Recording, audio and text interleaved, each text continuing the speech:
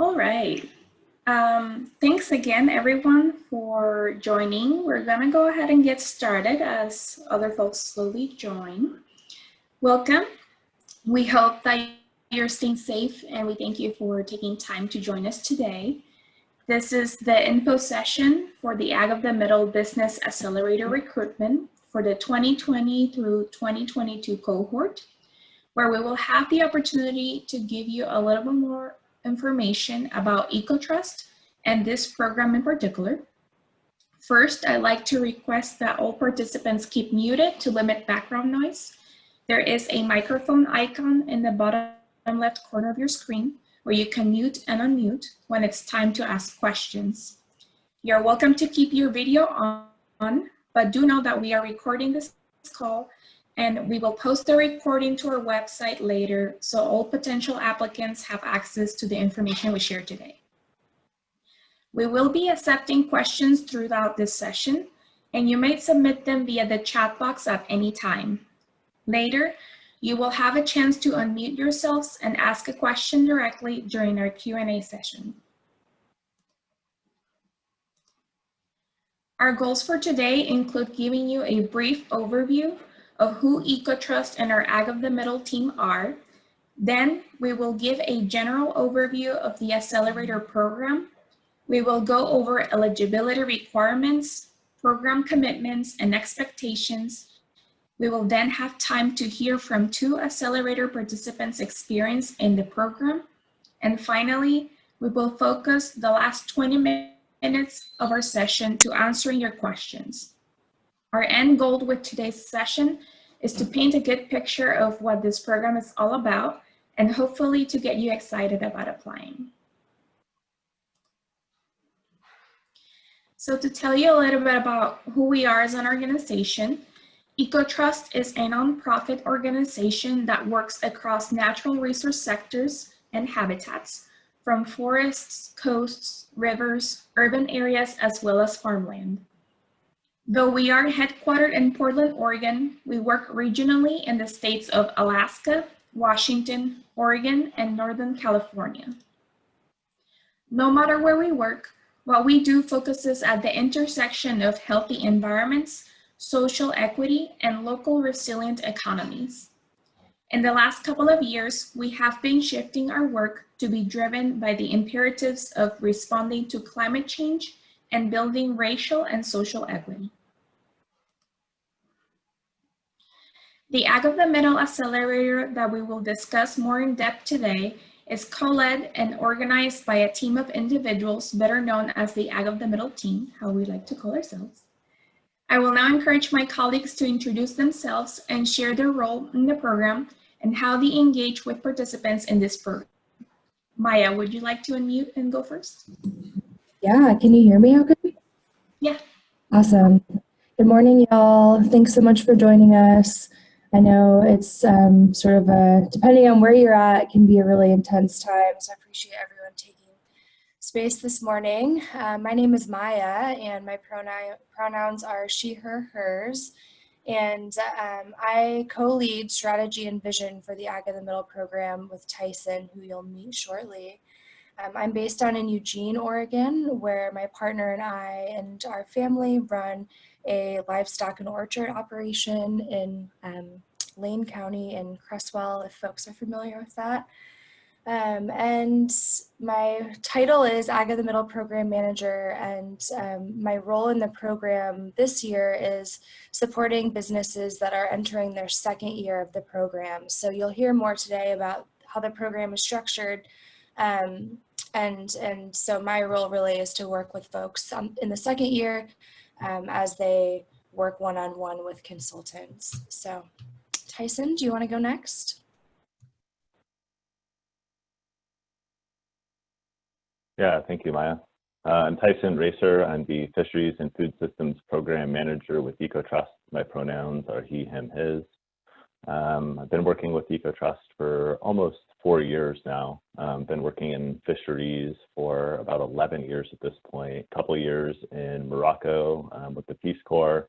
And since then, I've been focused on fisheries here in Oregon and now with Ecotrust kind of throughout the Northern California, Oregon, Washington, and Alaska region.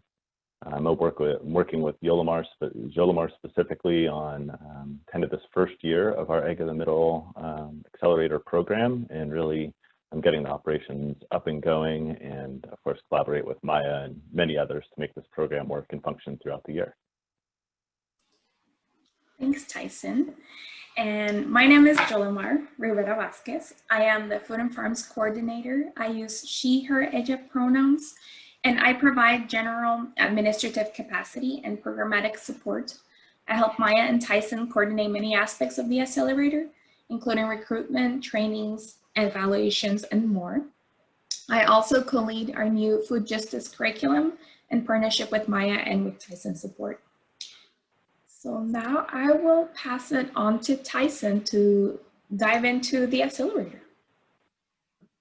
Yeah, the Egg in the Middle Accelerator is for Ecotrust, a relatively new program. This is our 4th year with the accelerator, but the work really came out of many bodies of research and work that happened throughout our region. We took a look at, starting in 15, we did a series of studies and reports looking at what was going on with our food structure, with our infrastructure in the food system, thinking about what does that look like, where are the issues at, taking a look at how we organize and build a more healthy, robust food system, looking at how we can better finance the food system across the board. As these reports came together, we got to brainstorming on what our role can better be within this system. I'm not sure, we'll talk maybe a little bit about it shortly later today. We did, as a result of some of this work, create a food hub in the kind of central east side of Oregon called the Red on Salmon Street, which has been developed particularly to support last mile distribution, supporting the movement of food throughout the Portland metropolitan region, and supporting rural farmers, ranchers, and fishers and getting their products into this area. This work particularly led to, you can go ahead and go to the next slide, Yolimar. Particularly led to us focusing on what we call the egg of the middle. You know, there's the smaller farmers that are out there in the food system, typically those that maybe are reaching community-supported agriculture levels, selling into farmers markets. For fishers, this might mean that they're selling typically to buyers directly at the dock. And as these producers look to scale up, there's not much that you look at that we call this like egg of the middle, this middle ground. There's a lot of room in there where, of course, we all know these farmers, ranchers, fishers, everything scales up pretty quickly into the industrial kind of commodity-sized realm, and realize that if we want to get more and support more local, healthy, values-based food moving into our local and regional food system, we need to focus more in this middle section. I'm not going to spend much time talking about what our definition is here. You have a nice graph in front of you.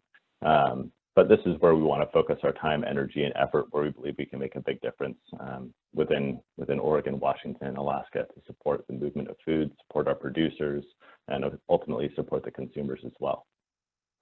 And as a part of this, as I mentioned earlier, this is really about scaling local businesses that have values that they carry with them, values of community, values of environment, values of equity, and taking those businesses that have these values and helping them scale not only their business so they can be successful, but bring those values into the food system to more fully meet the consumers, their demands and desires to also obtain and touch those values with their purchases and how they spend their dollars.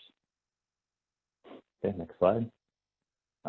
Who supports this program? It comes from a variety of funding sources. In the past couple of years, we've been extremely lucky to have strong support from the United States Department of Agriculture through the Rural Business Development Grant Program. This is the 4th year they've supported us, and we look forward to working with them again this year in multiple ways. Harburton Foundation is also a funder of this work this year, allowing this program to take place. These funders allow our program to happen, and they allow us to provide this program at an extremely affordable rate. So we thank them for all their support throughout the years. We also have sponsors each year that help provide travel. This year we're looking at some of their support dollars, their sponsorship dollars, to help support with any technological issues our producers might have with Wi-Fi, with needing an extra computer, things of that nature, so they can join our webinar-based program this year. In the past, and again this year, I believe our sponsors are going to be Craft 3, Northwest Farm Credit Services, and Davis Wright Tremaine. We have a variety of different contractors that also support this work. The Ecotrust team that's here today, we're the managers, we're the connectors. Sometimes we're brokers helping make connections between producers and different food system partners. But really, when it comes to the training and providing the knowledge, we really lean on consultants and contractors to help us with this work. Poppy Davis is C2C Consulting. She's been in the agriculture space for, I believe, like 30 years at this point. She's a certified public accountant at one point. She's done a lot of work, extremely knowledgeable, and we're very lucky to have her. Melissa Dalhoun is another great example of somebody that we're contracting with to help provide more support with the marketing and kind of branding conversations that we'll have with both our first year and second year producers. So more about the structure of the program. The Egg in the Middle program is a 2-year program focused on business development. And it's really focusing on the foundational, kind of the foundation of businesses. So really looking at some of the business structure, accounting, credit, taxes, financing, which we'll take a look at in just a moment. And really the third kind of goal that we look at with this program is not just developing a business's ability to achieve and succeed, but really making connections. We see this as a strong point in developing a networked cohort amongst and in between producers themselves, as well as with service providers such as lawyers, lenders, distributors, and others throughout the food system network that are important to every business succeeding as they continue to scale up and move forward. Next slide. So a little bit more about what the structure of our accelerator program looks like. If you take a look at the left-hand column, this is our first year of the accelerator program. The accelerator program typically runs from about November through March, with the summer times being taken off and allowing everybody to get all of their work done on the farm or on the water. Really, this is a wintertime focused program. And in the first year, some of the objectives that we lean into here is just really getting to the basics of what each business is looking for around business structure, accounting, marketing, sales. And this year, a new kind of curriculum that we're introducing is food justice, and talking more about racial equity within the food system. It's an incredibly important factor that we haven't talked about explicitly in the past, and really excited to bring that work into the conversation this year. The format that we're looking at this year due to COVID-19 is going to be really based around webinars and having connections. A lot of the interactions, a lot of the needs and necessities by producers will be through this Zoom format and platform that we're using. Occasionally, we like to use things like Google Drive and using Google Docs to share private folders and files with information and spreadsheets, things of that nature with our cohort. Some additional optional kind of support that we do provide through the program, we have what we call our TA, our technical, kind of our own technical assistance that we provide. Often myself or Maya or Joe Lamar will provide kind of some one-on-one support to our producers as is needed. Certain things come up where a producer might be experiencing a very intimate issue with, let's say, succession, farming succession. And so we'll just spend some time talking with them about their needs and hopefully help them find the resources that they're looking for, whether we can provide that ourselves or by connecting to another service provider that's out there. It's just one example of a way we kind of lean into and really kind of listen to what our producers are looking for that might be outside of the kind of what we'd call our core content curriculum. We also like to dig into and really lean into the value-added producer grant program. I don't know how many folks on the phone here are familiar with the program. We think it's incredibly important to helping businesses continue to succeed. It's a wonderful resource. This year, I think our last year we had, I think it was 5 or 6 businesses apply for value-added producer grants, and I believe at least 4 of them obtained their value-added producer grants in this last year. So we've had a pretty good success rate last year and in years past.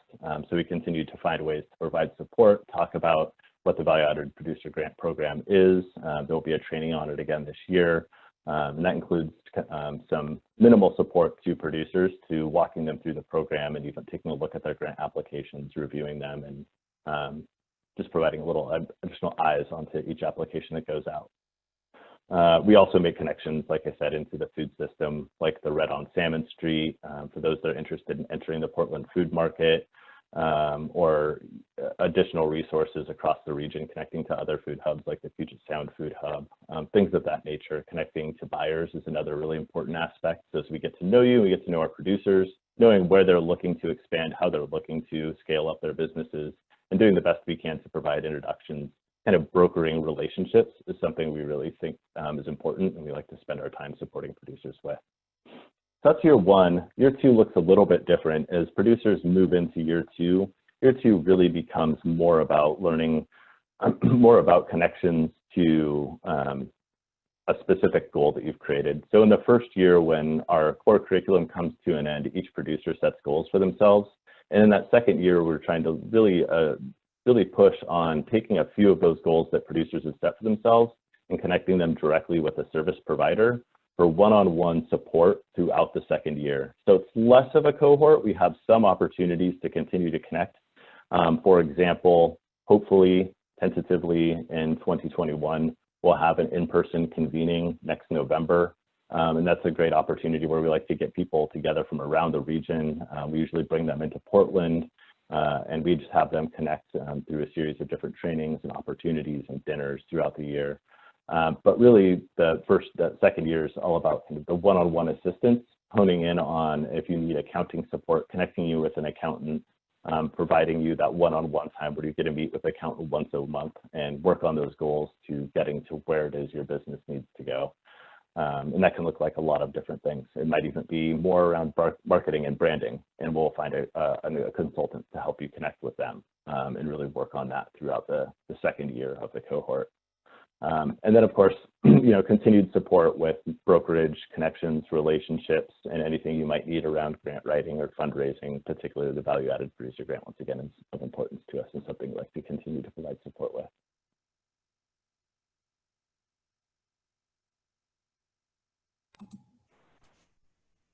All right, thanks, Tyson. So I wanted to walk through the eligibility requirements for the program, and it kind of goes back a little bit to the slide that Tyson started with about research that Ecotrust had done. And one of the reports that was up on the screen was a research project that Ecotrust did in Oregon and Washington to sort of understand what the needs are of ag of the middle farmers. So Tyson again showed a slide of what we consider ag of the middle. So we spent time interviewing folks, and what we discovered is that there's really little support for farms that are beyond the initial startup phase of their farm and are looking to grow or remain viable as they grow their business. So this program is not geared towards new businesses. It's really geared towards businesses that have been in business for a couple of years, who are kind of on their way and growing their supply chain, hiring folks, investing in processing, making a really big business decision. So that's something to keep in mind as you're thinking about whether or not you're a good fit for this program. We get a lot of questions about the gross sales requirement of $100,000. And I would just say that, it's not a hard, fast requirement that you're selling $100,000 in sales. Really, we're going to be looking at your application and evaluating whether or not you are scaling your business. So we have some questions around what your goals are. And so we'll just encourage you to really expand on that. The other requirement is really that you or your management team is able to fully participate in this program. We have, had varying success with folks engaging. I think this year with Zoom, we're going to try and really focus on building community virtually. As much as folks are probably zoomed out at this point, we're going to really try to embed community in this program, because we hear over and over from producers that that's what they value most, is really connecting with other producers. So we're going to find ways to do that. And the other thing is really just ensuring that the entire, whether it's you and your spouse or you and your business partners, that you're all on board and able to participate.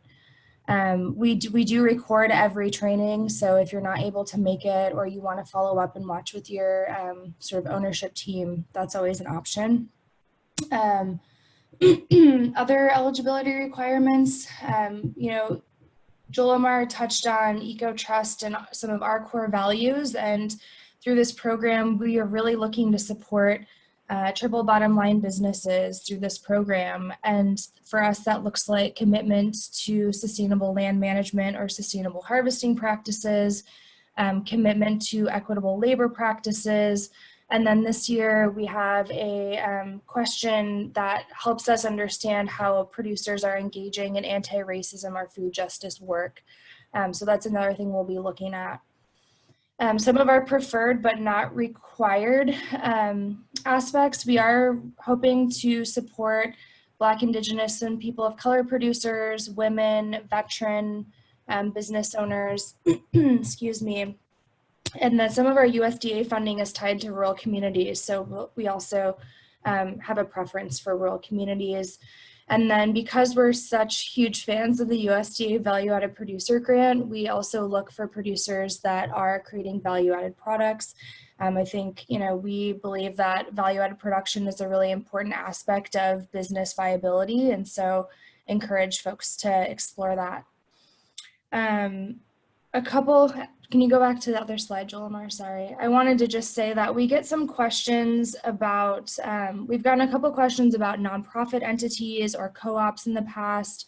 This program right now is not really suited to folks that are a co-op or a nonprofit entity. We're really talking about, you know, sort of for-profit business entities at this point. And then we did also get a question recently about whether a food hub that was not directly engaged in production, if they would be a good fit. And at this time, we're really hoping to support producers themselves versus aggregators or food hub type businesses. Okay, you can go to the next slide, Julie. Thanks. So once you are accepted, Ecotrust will be reaching out to folks. I'll talk a little bit more about the timeline in a moment, but we use what's called a business health assessment at the beginning of the program that really helps us understand. Oops, sorry, hold on one sec. My computer's giving me a notification. Okay, sorry about that. The business health assessment helps us understand and helps you understand really where your business is strong or weak. It's an Excel document that you'll fill out with your management team. And we use the business health assessment as a tool for understanding how producers in the program, where they're at. So we'll look at things like, you know, your taxes, your finances, your marketing. And then we take that data, we aggregate it, and we look at how we can make changes in the program to better serve folks in the cohort. The registration fee this year, we're doing sliding scale to sort of make it more accessible between $250 and $500. That is the fee for both 2 years. So we don't expect you to pay that each year. And then this year we are, like Tyson mentioned, going to be doing 100% virtual trainings due to COVID-19. And so Joel Omar, I think, posted a link in our chat to the draft agenda. So I'd encourage folks to take a look at that to get a sense for what the training topics are, when they're happening. We're close to nailing down the schedule, but still sort of nailing it down with some of our contractors. And then in the second year, we connect you with an expert in food or in ag or fisheries business management. And so we expect that you will engage in one-on-one meetings every month with a consultant that we help pair you up with, and commit to completing homework or evaluations. There is some homework that is required between sessions, so we expect that folks will do that. And then we also every year collect your gross sales and jobs numbers as a way to really, understand whether the program is having an effect on your business. We also report that information to, in aggregate, not by business, to the USDA for our grant funding. So you will, if you are accepted, you will see some surveys that come through. We try not to overwhelm folks with surveys, but we do like to ensure that the program is meeting folks' needs. So we take our feedback very seriously and do what we can to adapt the program as needed. Next slide. Okay, so the application, you can be found via Google, and I think Jolimar is going to link to that in the chat as well. The deadline for submission is October 2nd. And after that, we will be going through everyone's applications, and we may reach out to folks to get more information or get questions answered. If there was something on the application that we wanted to know more about, we may reach out to folks. The goal is to really have the cohort nailed down by the end of October so that folks can spend November really filling out their business health assessment. It's not an overwhelming assessment, but we just want to make sure that folks have time to fill that out with the goal of then kicking off the program on December 1st. And again, that will be virtual on Zoom.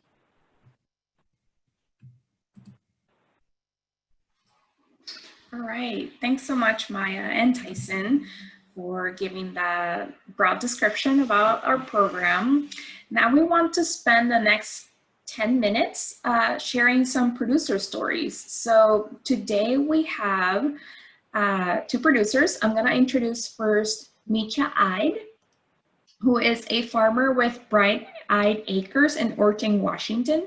Along with her husband, Andrew, they ethically raise chickens, turkeys, pork, and lamb to produce more nutritious and flavorful meats from animals that have received quality care.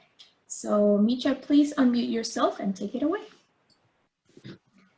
Hi, everybody. My name is Misha, and I just completed the first year of the program, and I was kind of taking notes while these guys were chatting to point out the things that I've gotten out of this program so far. I do want to mention that if you looked at the ag of the middle, small ag of the middle and then commodity, technically my farm is still in that small category. So I do want to encourage people who maybe are a little nervous about those descriptions. It's probably okay potentially. I don't gross 100,000. I might this year. I didn't last year. I was closer to 80. So the program is still really valuable for me at the size that my business is. So don't be too discouraged by that. So we're small, but we're at the bigger end of small, I guess I would say. The biggest advantages so far have just been understanding the taxes a lot better. We do have a good tax accountant, but we're not involved in that process. And so learning about what's going on and actually connecting with him and double checking that he's, doing this properly has been really helpful. Learning about how important it is to have a lease between the farm business and us as the owners. And so now our farm is legally paying rent to us as the owners, which has been really great. Labor laws, so this is the first year we actually hired somebody, so learning about doing that properly, about payroll software, and just how to make sure you're hiring people ethically and following rules, and then maybe even going above and beyond, because as we know and we learn in this program that there are a lot of loopholes for agriculture that aren't necessarily ethical. The Value Added Producers Grant, I did actually apply, and our farm did get a grant this year, and so Ecotrust definitely helped with that process and with reading our grants and giving us some feedback. And the resources that are provided, just lists they give you of accountants, suppliers, just all kinds of things that you could need. And then having this cohort of people in this business that you can ask questions to, and just listening to other people's questions, giving you ideas of things you hadn't thought about before. That's been really super valuable. Meeting in person has been so great, and we snuck in February in our last meeting in Bellingham right before everything crashed. So I do I feel bad that the next year won't have that, but I know that these guys are going to be really creative about meeting online. And also it is super convenient. So we do meet in person a couple times, but most of our stuff has been via online workshops. And obviously most of us can't leave the farm very often. And so it is helpful to have that. And then, so just briefly, my value added producer grant, I learned that according to the government, for the grant purposes, value added doesn't necessarily mean you're taking your berries and making jam. That's one way of doing it. But my value added product is actually pasture raised meat. So that's value added compared to commodity product. So that's a little bit of splitting hairs, but that's how I wrote my grant. So I just want to make sure people know that you don't necessarily have to change your business model or add a completely new product in order to be eligible for that category. I think that's really it. I don't know if you guys are going to have a question and answer session, but anyway, this program has been super helpful. I'm really excited about year 2 to have that one-on-one with, in our case, it's going to be accounting, to try and get our business financial health improved. And Poppy, oh, by the way, Poppy is amazing. Poppy's going to be teaching all of your tax and teaching you about financial statements and all that stuff. And she just has so much information and knowledge, and she's very keyed into agriculture and fisheries. And so that is super helpful too. Yeah, you should all consider joining. It's really been great. Thank you so much, Micha. We will have a Q&A session after this shortly. So if you have the time and like to stay, we'd love for you to stay in case other folks have questions. Alrighty, so now we're gonna transition to Emma Kramer, who I think is joining us on a call. Hi, Emma. So let me introduce you. Emma Kramer is a fisher with Straight to the Plate in Girdwood, Alaska. Along with her husband, Curtis, and 2 teenage children, they distribute fresh, sustainable, and wild-caught Alaskan salmon through community-supported fisheries, restaurants, and fresh fish markets. Awesome. So Emma, yeah, please take it away. Hi, everyone. Thank you for the introduction, and I'm really grateful to be a part of this. Hopefully you can hear me all right. I have internet issues at times, but I am really excited to speak to everybody about this opportunity. And when I was searching through the internet, I didn't really know what I was signing up for. I was like considering business school. You know, I have a bachelor's degree, but I've been fishing for 8 years, which isn't much in the industry. And so I knew that I wanted to learn more, and it was the off season and I wasn't on the boat. And so I was looking at some like a ocean nonprofit called Cook Inlet Keeper. And I think that's how I discovered Ecotrust. And so it was in searching these inspiring, you know, organizations like Ecotrust that were working on things that led me to this program. And where I live, I do live off the grid, you know, 50 miles from a major city. And so it is quite isolating in Alaska. And so for me, joining this, and for my husband, joining this was opening the door into a world of things that are happening in current time. And it was the business accelerator part of me that enticed me into it, because I thought, okay, I'm a business person. We're starting our direct marketing business and I should learn more. I had run a coffee shop, so I felt like I had a good base of knowledge, but I really wanted to understand the industry. And I grew up in Wisconsin, so I was surrounded by small farms, and I started to watch those farms disappear in my childhood of the 90s. And so being here in Alaska and realizing that, you know, there's this same movement of selling what we're catching, just like farmers are selling what they're growing. And it was almost funny to realize that it's been happening and I didn't even know.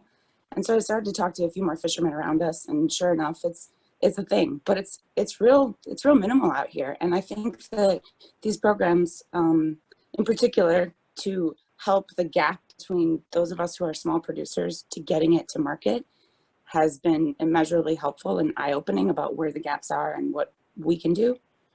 And so really the network and the like-minded people to understand what is the problem with our food system and why we're kind of bringing it back to the basics that's what the Ag of the Middle has brought together in my mind with the farmers and the fishers and the ranchers. And we really are all in the same, with the same vision. Sorry about my voice here. I don't have COVID, just losing my voice.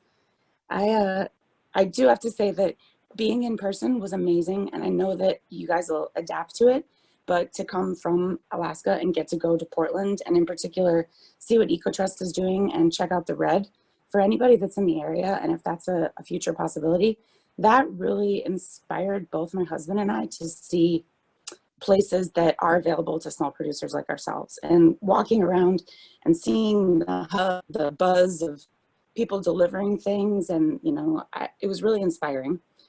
We worked for a long time to try to figure out how we could make the red work for us, and we're really far away. And it kind of came down to the next year when we were talking about growing to scale, that as much as we tried, we realized we weren't meant to bring our market to Oregon. We are in Alaska, and we felt like joining this was going to make us grow in this way, like bigger and beyond. And in reality, what we realized was we have a market right around us of Alaskans who don't make it out fishing, or the huge grocery stores that don't sell local fish. And so it was in the traveling away and the seeing all the glitz and the glam of all of these amazing ways people are selling food, and we realized we're missing all of that here. And so it was it's now looking back at what we can do to keep it closer to us, and in the long run that's financially helpful.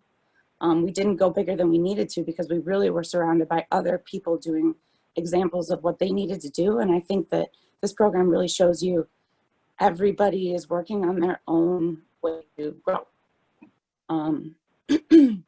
I did a few extracurricular things. Like I was really interested in the value-added producer grant.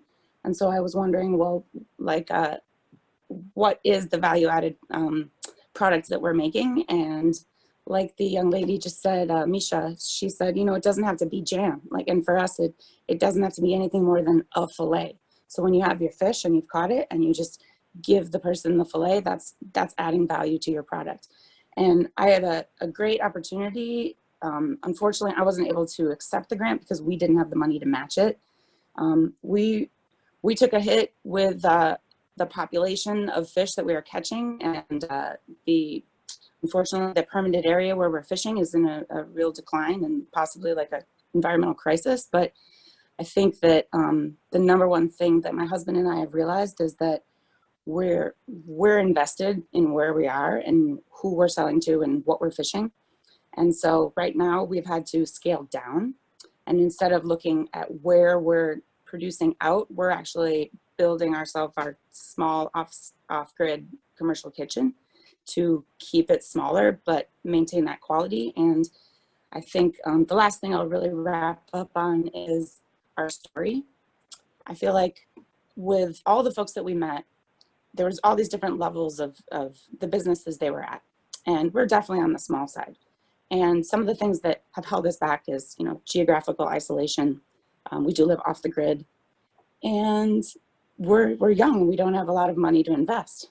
So really what we realized is our story is our off the grid family living in Alaska, trying to find balance in this world of catching what's wild and selling it with respect. And so throughout this whole program, I feel like everybody's been like, it's your story that matters. And, there's all kinds of products on the shelves, but it really is about what inspires you and what pushes you and your goals in the future.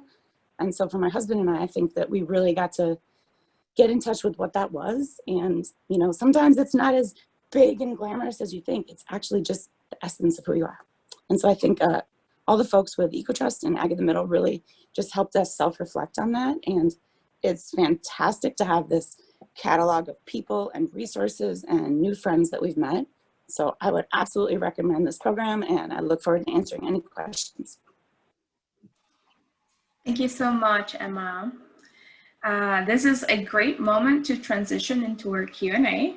So we'll focus about the next 15 minutes in answering questions. And we have a list that of questions that came up through the chat. So we'll try to address those first. But before that, I'd like to explain the process to kind of raise your hand virtually and unmute yourselves to ask questions. So there is a raised hand function to virtually raise your hand, and that will be located under the participants in the bottom of your screen. There's an icon that says participants, and you should see that icon of the raised hand. We will call the names of folks that raised their hand in the order that they appeared. And when your name's called, please unmute yourself to ask the question. And when your question has been answered, please mute yourself back again. I will ask Maya to help, as well as Tyson, with the list of questions we've been getting through the chat. And the first question we got actually through email before this, this info session was, is there a minimum space and operating requirements that you work with? Or I'm sorry, what is the minimum space and operating requirements you will work with? So that question's a little confusing to me. I would imagine that's a farmer asking about like an acreage requirement, and we don't have an acreage requirement for this program. So for the space, I would say there is none. And the operating requirements, I mean, I think one of the big things that comes up for me is that you're a for-profit business and not a nonprofit or co-op entity. Other than that, I don't know, Tyson, if you have anything to add to that. Yeah, I would just say for the operating requirements, like we don't like the producers they don't have to be an organic producer. The fisher does not need to be strictly a hook and line fisher. Those sorts of things, how you operate your business, we don't have requirements on it. Though we are very interested in hearing about how you do operate your business. If the question's more in terms of this program and space for this program, we expect it will take about 15 to 20 participants this year for the Online Accelerator program, and operating requirements will be establishing, if you don't already have one, a good internet connection, and we hope we can help people out with that, as well as a computer that's at your disposal. Thank you. And the next question we got also through email. Do you help with urban vertical farming or hydroponics?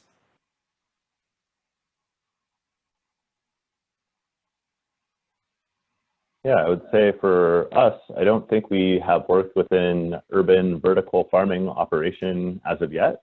I don't believe we've worked with an operation that works in hydroponics yet. I wouldn't say that those exclude you from applying in any way, shape, or form. And I would encourage whoever asked that question to go ahead and apply to the program. I think that would make for a really interesting application. Awesome. All right, and now we're switching to the chat questions. On the slide showing the table, the ag of the middle definition, the person who asked the question, they fall on the small side. Yet they also see themselves as a medium size and large in the vision for their regional food system. So curious what that means for us as participants. And I think some of that was answered, but please go ahead.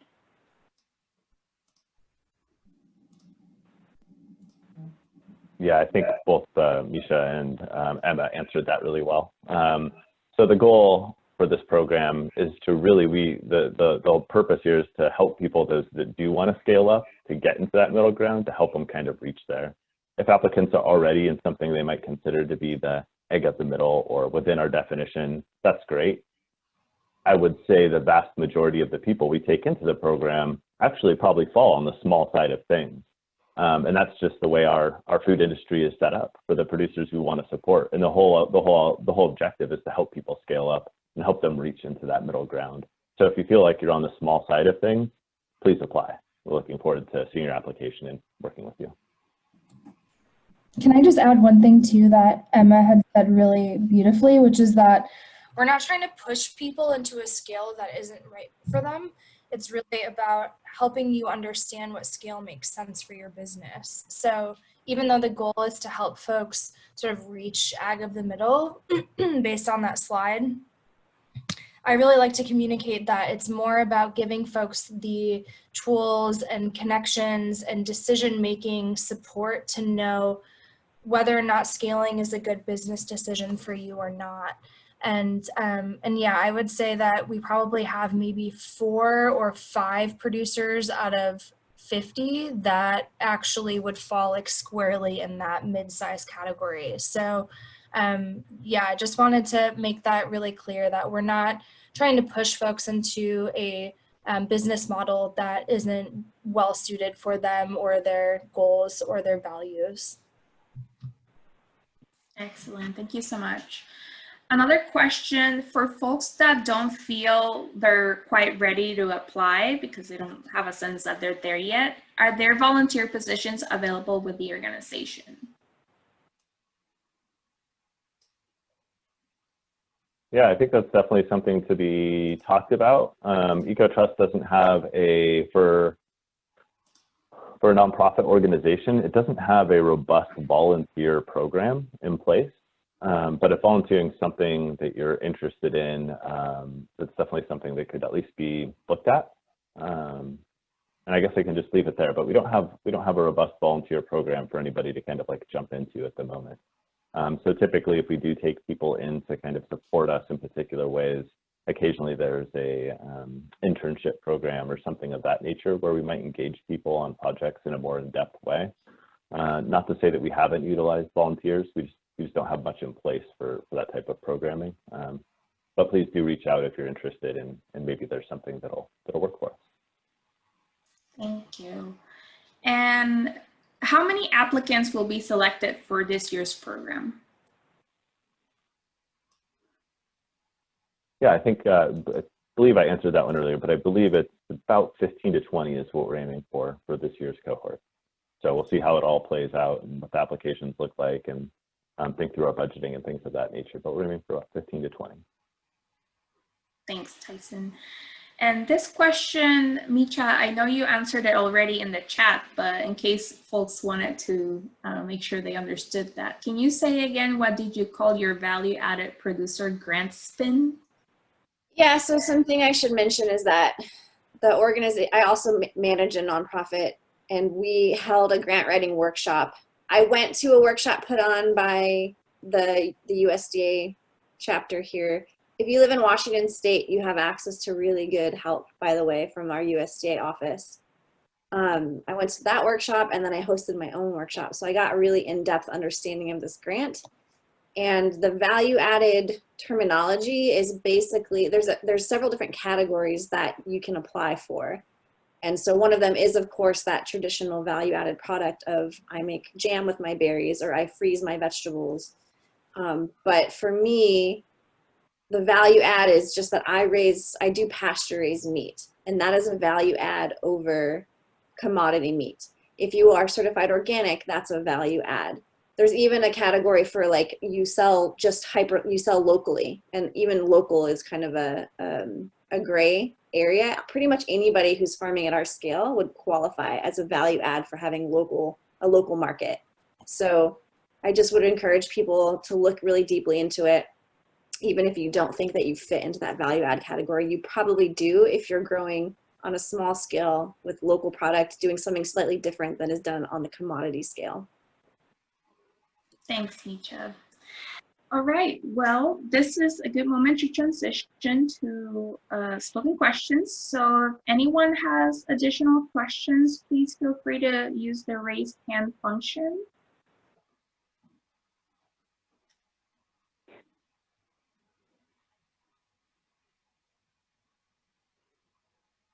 And we're a really small group right now. So if you're having a hard time finding that hand on the participants icon, please feel free to unmute and ask the question.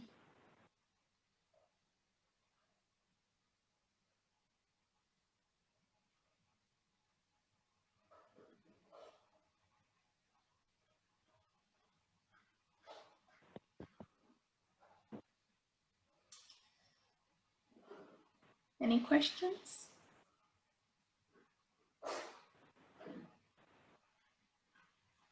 We did that good of a job. Awesome. Well, if there are no other questions, I would like to thank everyone for joining. Thanks, Sarah. I see your comment on the chat. No questions. Excellent. Just quick reminders that please feel free to submit an application if we painted a good picture of what this program is about and it seems like this is a good opportunity for you. Please go ahead and submit an application. The deadline to do so is October 2nd, so you have until the end of the day, October 2nd. And as a reminder, again, we're hoping to notify folks whether they got accepted or not into the program sometime between mid to late October. And one more reminder that this recording will be uploaded into our website, and we'll also compile the questions and answers from today's session and upload those as well. And feel free to share those with your producer friends and everyone you know of. And thanks so much again. Please stay safe, and we'll hope to see some applications come in. Thank you, Everyone. Thanks, Misha and Emma, for joining us. Thank Good to you. see you. Thank you. Thanks, everyone.